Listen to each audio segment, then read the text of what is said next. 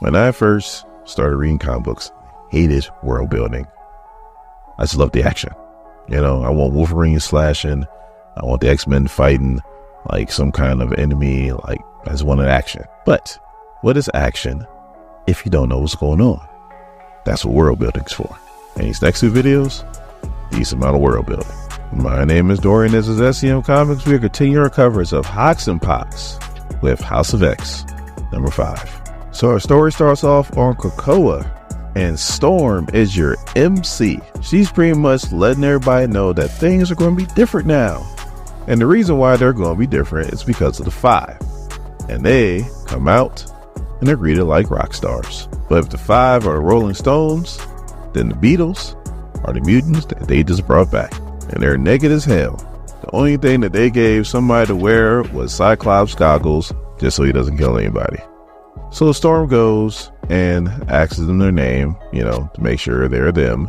And also, too, to make sure that they're them, she's like, what makes you my brother? And then Scott explains how Storm pretty much challenged him for leadership and beat him. This is back when she had no powers.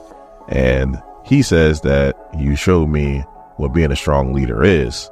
Obviously, Storm remembers that, and it's like, this is my brother, but he's more than my brother. He is mutant, as they all cheer. And then she goes to Jean Grey and it's like, okay, what makes you you? And Jean goes, oh, there's only one me. There's only ever one of me. That's good enough for Storm. She goes, all right, she is my sister, but she's more than that. She is, and everybody cheers again, mutant.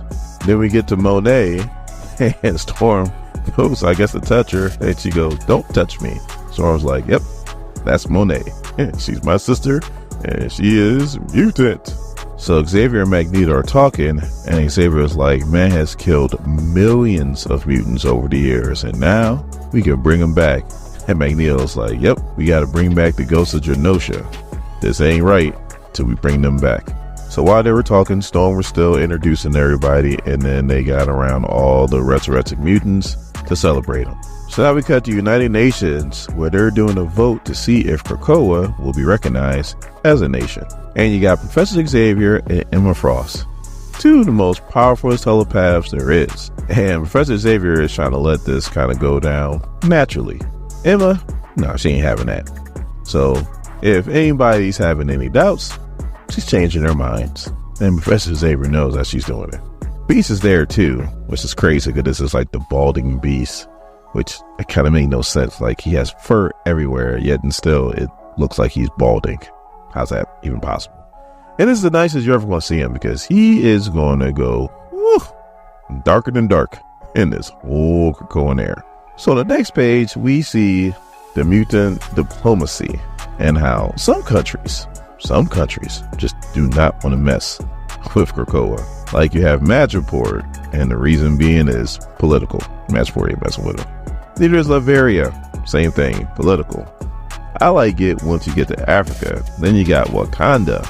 And it clearly states is they don't need mutant drugs. And then you got the other countries in Africa, and they're like, well, we got Wakanda, so why would we need your drugs? And if you've been living underneath a rock, the reason why Wakanda doesn't need mutant drugs is because they are extremely advanced. Extremely. So they probably already have all these drugs.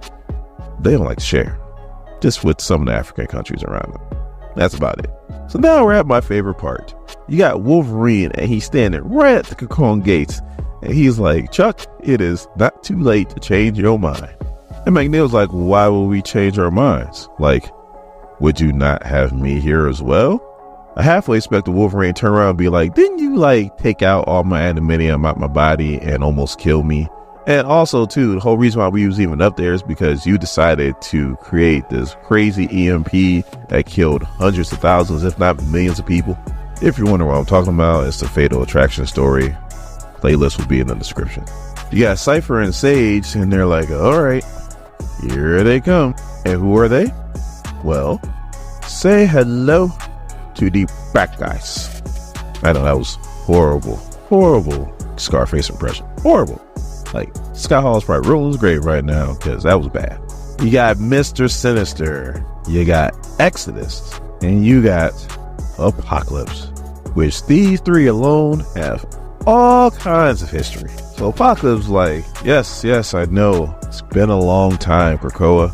And all of a sudden, all these birds start flying around and it freaks out Magneto. And you know, you gotta be doing something to freak out Magneto. Apocalypse is like, yeah, me and Krakoa, we go back a long ways. And then Wolverine's like, well, is there going to be a problem? And Apocalypse is like, why would there be a problem, Wolverine? You have finally done what I've been trying to get you guys to do for centuries. All mutants together, one place. So then Magneto's like, all right, then I need to hear you say the words.